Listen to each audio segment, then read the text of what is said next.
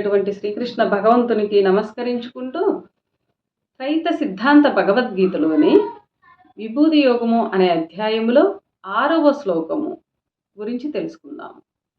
మహర్షయ సప్త పూర్వే చత్వారో మనవస్తథా మద్భావ మానసా జాత ఏషాం లోక ఇమాహ ప్రజాః. ఈ శ్లోకము పరమాత్మ గురించి తెలియచేశారు.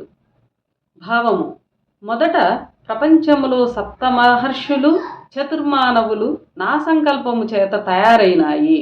తరువాత వాటి వలన సమస్త జీవరాశులను నేనే సృష్టించాను. వివరము: మొట్టమొదట సృష్టి ఎలా జరిగినది భగవంతుడు ఈ శ్లోకములో సూచనప్రాయముగా తెలియచేశారు.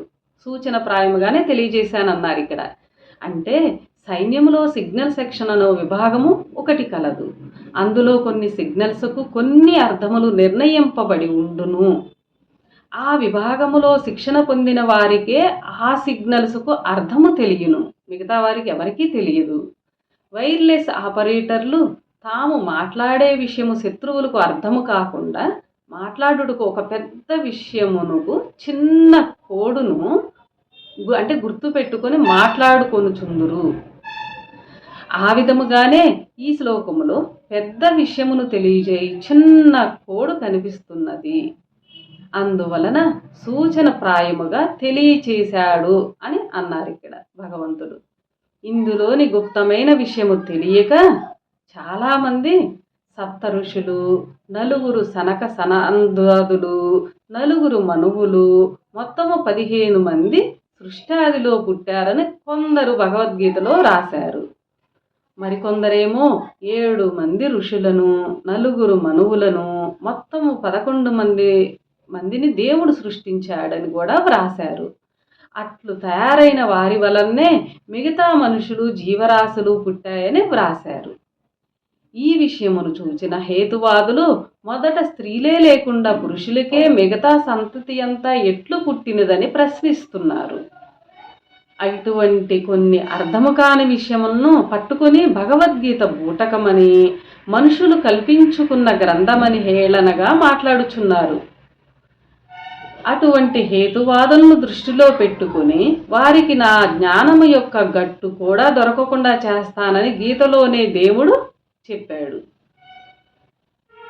అటువంటి వారు దేవుని జ్ఞానమునకు దూరముగా పోవునట్లు, వారికి అర్థము కాకుండానట్లు ఇప్పటి వరకున్న గీతలలో కొంతవరకే వివరమును రచయితల చేత దేవుడే వ్రాయించాడనుకుందాము. ఇక్కడ ఇప్పుడు మేము వ్రాయు అంటే స్వామివారు వ్రాయు విషయమును కూడా ఎందరో విమర్శించువారు కూడా కలరు. ఏ ఆధారముతో చెప్పారని ప్రశ్నించువారు కూడా ఉండవచ్చును. ముందే చెప్పానుగా, కోడు తెలియకపోతే విషయము అర్థము కాదని. అందువలన ఈ విషయము కొందరికి మాత్రము అవగాహనకు రాగలదు, కొందరికి మాత్రమే ఈ విషయం అర్థం కాగలదు, అవగాహనకు కాగలదు అని ఇక్కడ స్వయంగా భగవంతుడే తెలియజేస్తున్నాడు. ఇక్కడ బుద్ధిని ఉపయోగించి అవగాహన కొరకు ప్రయత్నించండి. ఆదిలో సృష్టికి పూర్వము కింద భూమి గాని, పైన ఆకాశము గాని, మధ్యలో గాలి, అగ్ని, నీరు గాని ఏవి లేని కాలమది. ప్రపంచమను పంచభూతములు గాని, జగతి అను జీవరాశులు గాని లేనప్పుడు కూడా కాలమనున్నది ఉన్నది. ఆ కాలమునకు గంటలు గాని గడియలు గాని లేవు. ఏ మాత్రము ఎవరికీ వ్యక్తము కాని ఆ సమయంలో అవ్యక్తమైన, అగమ్యమైన, అగోచరమైన ఒకే ఒక పరమాత్మ మాత్రము మిగిలి ఉండేటిది. అటువంటి పరమాత్మ నుండి పరమాత్మ ఇష్టముతోనే దాదాపు పరమాత్మంత బలము కలిగిన ప్రకృతి అనుబడినది పరమాత్మ చేతనే సృష్టించబడినది. ఏమీ లేని, ఏదీ కాని శూన్యము నుండి మొట్టమొదట తయారైనది ప్రకృతి. ప్రకృతి పుట్టిన తరువాత 5 భాగములుగా విడిపోయినది. ఈ 5 భాగములే ఆకాశము, గాలి, అగ్ని, నీరు, భూమి అనుబడినవి. ఈ 5ంటిని ప్రపంచము అనుచున్నాము. ఈ విధముగా మొదట జీవరాశులు లేని ప్రపంచము ఏర్పడినది. మొదటనే పరమాత్మ పురుషునిగా ఉంటూ తన చేత తయారు చేయబడిన ప్రకృతిని స్త్రీతత్వము కలిగిన దానిగా పరమాత్మే అనగా దేవుడే ఉంచాడు. ఆడతనము గల ప్రకృతిని 5 భాగములుగా మార్చిన వాడు కూడా పరమాత్మయే. పంచము వలన ఏర్పడిన దానిని ప్రపంచమనటము కూడా జరిగినది. ఏ జీవరాశి లేని ఆ ప్రపంచములో మొట్టమొదట పరమాత్మ నుండి కొంత భాగము విడిపోయి వచ్చినది.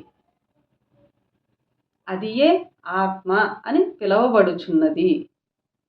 మొదట ప్రకృతి ఒక్కటిగా తయారై 5గా విడిపోయినట్లు మొదట పరమాత్మ నుండి వచ్చిన ఆత్మ 7 భాగములుగా విడిపోయినది. ఆత్మను సుఖదుఖములకు అతీతమైన ఆనందమనుచున్నాము. అందువలన బ్రహ్మానంద అనియు మహర్ష అనియు ఆత్మకు పేరు కలదు. మొదట ఆత్మ పరమాత్మ నుండి పుట్టుకొచ్చిన తరువాత 7 భాగములుగా పరమాత్మ చేతనే విభజించబడినది. విభజించబడిన ఆత్మ యొక్క 7 భాగములను మహర్షయ సప్త అని అన్నారు. మహర్షయ సప్త అనగా ఆత్మ యొక్క 7 భాగములని అర్థము. ఈ విధముగా మొదట పరమాత్మ చేత ఏర్పడినవే సప్త మహర్షులు. ఇంతవరకు ఎవరికీ అర్థము కాని విషయము ఇదియే. ఈ విధముగా మొదట పరమాత్మ చేత ఏర్పడినవే సప్త మహర్షులు. ఇంతవరకు ఎవరికీ అర్థము కాని విషయమే ఇది అని స్వయంగా స్వామివారు ఇక్కడ తెలియజేశారు. సప్త మహర్షులు అయిన ఆత్మభాగములు సప్త మహర్షులను మనుషులుగా మనకు అర్థమైనది. మనకెట్లు అర్థమైనా మొదట తయారైనది సప్త మహర్షులు కాదు, సప్త మహర్షలని తెలియవలెను. సప్త మహర్షులకి సప్త మహర్షలనికి చాలా తేడా ఉన్నది. పరమాత్మ మొదట తనకు సమానముగా ఉండునట్టు ప్రకృతిని తయారు చేశాడని తెలుసుకున్నాము.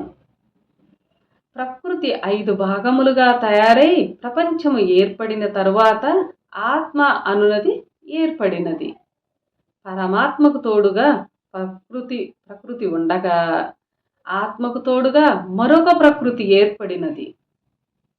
పరమాత్మ యొక్క అంశ ఆత్మ కాగా ప్రకృతి యొక్క అంశ మరొక ప్రకృతిగా విభజించబడినది. పరమాత్మకు తోడుగా ఏర్పడిన మొదటి ప్రకృతికి మార్పు చెందని ప్రకృతి అని పేరు కలదు. దానినే అచర ప్రకృతి అంటున్నాము. ఆత్మకు తోడుగా ఏర్పడిన రెండవ ప్రకృతికి మార్పు చెందే ప్రకృతి అని పేరు కలదు. దానినే చర ప్రకృతి అంటున్నాము. ఈ విధముగా పరమాత్మ ఆత్మ అను 2 ఆత్మలు కాగా అచర ప్రకృతి చర ప్రకృతి అను 2 ప్రకృతులు తయారైనాయి. మొట్టమొదటిగా సృష్టిలో పరమాత్మ నుండి తయారై వచ్చిన ఆత్మ సప్త మహర్షులుగా అనగా 7 ఆత్మ భాగములుగా విభజించబడినదని చెప్పుకున్నాము. ఇప్పుడు కదా పరమాత్మ సప్త మహర్షులను తయారు చేసిన తర్వాత చరప్రకృతిని ఆధారము చేసుకొని మొదట మనస్సును, తర్వాత అహమును, చిత్తమును, బుద్ధిని వరుసగా తయారు చేశాడు.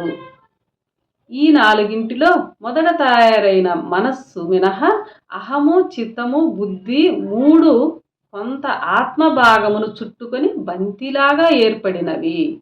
ఈ 3 పొరల మధ్యన కొంత ఆత్మభాగము చిక్కుకొనగా అది జీవాత్మ అయినది. బుద్ధి, చిత్తము, అహము మధ్యన నిలిచిపోయిన ఆత్మ యొక్క అంశను జీవాత్మ అంటున్నాము. ఈ విధముగా జీవాత్మ తయారైన వెంటనే ప్రకృతి 2వ భాగము వలన శరీరమంతా ఏర్పడినది.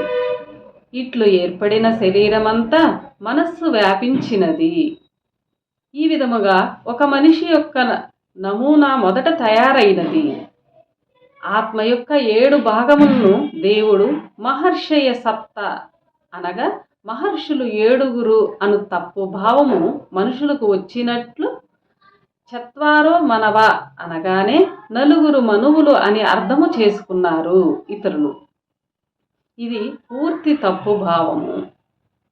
మొదట సప్త మహర్షులను గాని నలుగురు మనువులను గాని దేవుడు తయారు చేయలేదు. ప్రపంచముతో పాటు 7 ఆత్మ భాగములను, వాటికి ఆధారముగా 4 ప్రకృతి భాగములను తయారు చేశాడు పరమాత్మ.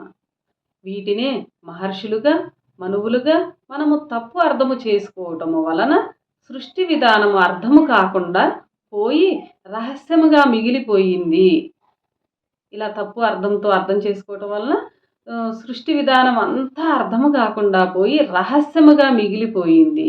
అది ఏ సృష్టి రహస్యము అని ఇక్కడ భగవంతుడు స్పష్టంగా ఈ శ్లోకంలో తెలియజేస్తున్నారు. ఇది చాలా పెద్ద వివరముతో కూడుకున్న వివరము. మరికొంత భాగం రేపటి భాగంలో తెలుసుకుందాము. అందరికీ నమస్కారం.